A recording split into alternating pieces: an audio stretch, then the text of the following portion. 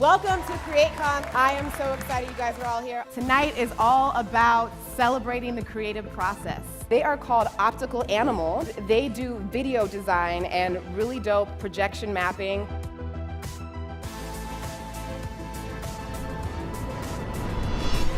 So without further ado, I would like to introduce to you Optical Animal, Max and Austin. Yeah. Hi everyone, I'm Max. I'm Austin. We're Optical Animal. We're a creative video design studio out of Brooklyn.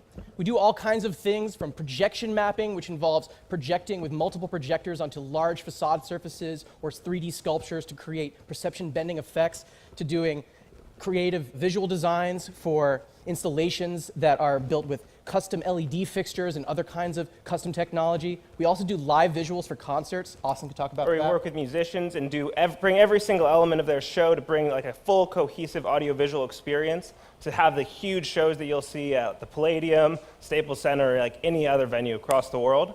And of course, at the backbone of everything we do is the system. So we work on custom hardware and software solutions to always like have the most powerful system we possibly can to have our custom assets running in real time. So today we're going to talk to you guys about our projection mapping process. So before we dive into this prototype installation that we've built for you guys here, we want to talk a little bit about what goes into the projection mapping process. So in the case of this installation, we have a 3D sculpture, which actually began as a 3D model in a piece of software. So we take that 3D model, and then what we have to do is design visual content that will be projected onto it. So in order to do that, we take the 3D shape and unwrap it into a two-dimensional pixel map. And that looks kind of like this. So up here what you're seeing is the pixel map that is actually being used to generate content for this sculpture. So each and every one of those letters and shapes represents one of the surfaces on the sculpture.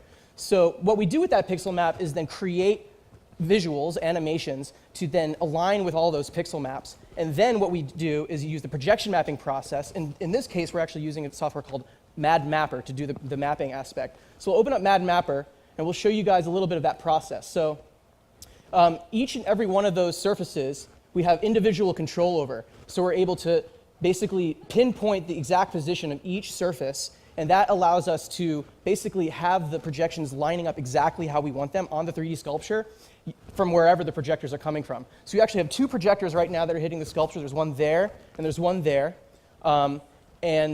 Basically, the one on the left here is, or stage left, is projecting onto this side of the sculpture. The one on stage right there is projecting onto the other side.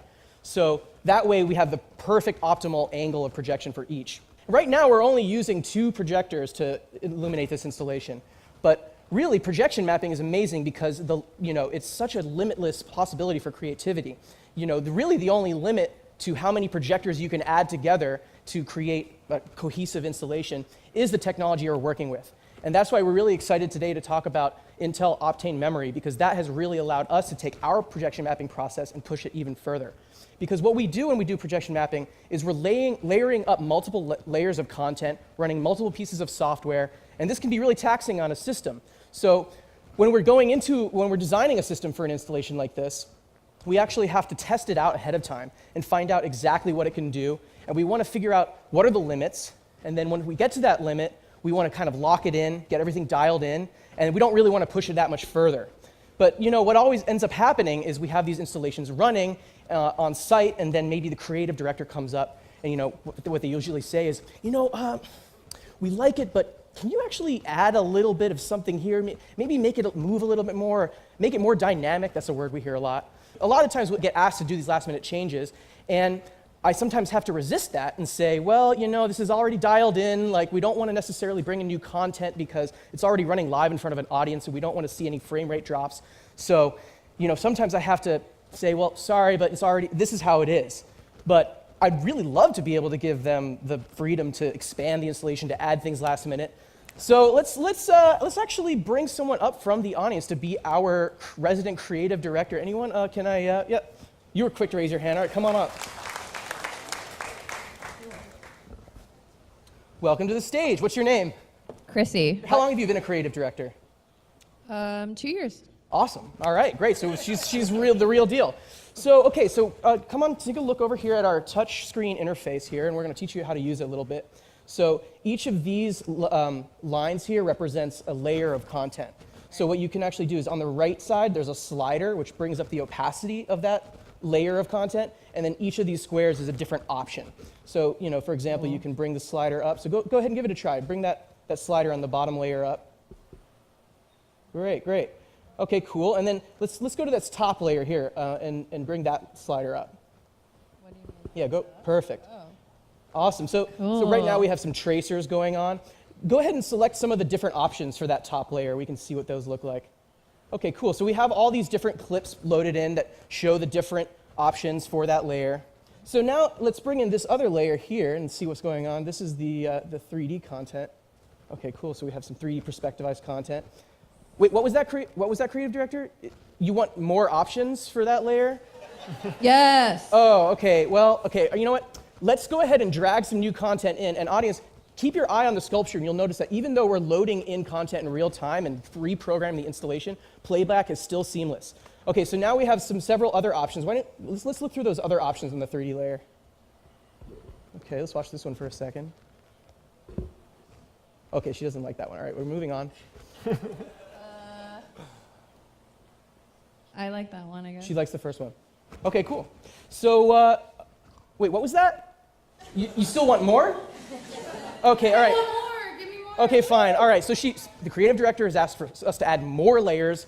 We already have 3 layers running, and before you add that in there, Austin, I just want to say, we wouldn't normally want to go beyond 3 layers, especially with a system that's using spinning hard drives, because when you're running multiple clips simultaneously, that can really throttle the hard drive. But with Intel Optane memory, we have the opportunity to add on even more layers. And actually, just a quick aside, as we were testing the system out before the show, we actually tried to run as many apps as we could simultaneously. So we had Resolume, After Effects, Premiere, a video game, and Chrome, and MadMapper all running simultaneously with video running in real time, and there was absolutely no hiccup, no frame rate drops. So let's just go ahead and see what else we can add in. So bring in the extra content. We've got another layer here. Why don't you bring up that layer with the slider, and then let's select some of the different clips. This top layer here. Great. Okay, so we have some cube chases that sort of flash and illuminate the structure. You can select your favorite one. Having trouble telling the difference. Okay, I guess that one's different. All right, wait. Yeah, that which was kind of like a random this one. one versus this. Okay, this or this. I think, yeah. Yeah, that one looks Yeah. tight. Okay, cool. All right. So, wait, We agree. it's not enough. You want more? Okay, fine. Let's add another layer. All right, let's see what else we can do. Let's add a layer of masks. So this next layer, what this is going to do, this first one actually basically brings in another look that ends up covering the whole sculpture and release it sort of. Yeah, so here's the look. So it reveals the grid underneath. So it's a really cool 3D perspectivized effect. Just a real quick aside again, for those of you in the front row, right in the center, you guys have the best view. This is actually the perspective that we rendered all of the content out from in our 3D model. So for those of you on the sides, it might be a little bit distorted, but with this perspective content, it's really money right from the center there. Okay, cool. So then we have this other one, which is a mask layer that reveals different aspects of the sculpture underneath. So what do you think? Should we use the one that brings up the extra look, or should we have the one that reveals the sections? Am I supposed to? Yeah, select the Okay. one or the All right. first or the second one. I feel like you want me to select this one. That's what you're going at. No, you're the creative director. It's all up to you. Right? Okay. Let's. I feel like that's the one, right? Okay, cool. Okay. So let's bring in another layer. Let's just keep going. All right. So we got another layer here. We're going to add some atmospheric content. So basically, what this layer is this footage of dry ice smoke. So it adds a little bit of an organic feel overall. Everything keeps it just a little bit extra textural. So go ahead and select one of those options for the textural layer. This one seems like the most intense one. Yeah, that one's good. Actually, you know what we could do is, just real quick, let me bring these other ones down so we can really see what that layer is doing. Okay, cool. So So with this the is smoke layer. that. Yeah, that's there we can nice. see it now. Okay, good. This one's not enough. So it's basically this one versus this. So that one's I the think one. that's a That's great the one. choice. That's the one. All right, nice. So let's bring up the other ones to see our full combination. Great. So I think we did a pretty good job with this, but wait, you still want more? I want more. Oh my gosh. Let's do Okay. it. Wait, you want it to be interactive? Yes. Okay. All right. Well, let's see what we can do here. I've got this Leap Motion, which is actually a infrared motion tracking camera. And so what we're going to do is we're going to add in an interactive layer here. And let me just bring down the other layer so you can really see it. So what you can do with this layer is actually take your hand, move it over, and then you can lift the particles up, or you can move it left or right. Yeah, so just play with that. See what you can do with those particles there. Particles. Okay. You bring your hand up, like lift them up. Nice. So cool. All right, let's have a hand for our creative director. Thank you so much. Great job. So yeah, I hope you guys enjoyed that. I hope that you learned a little bit about projection mapping and how that works. So thank you guys so much, and we'll see you after.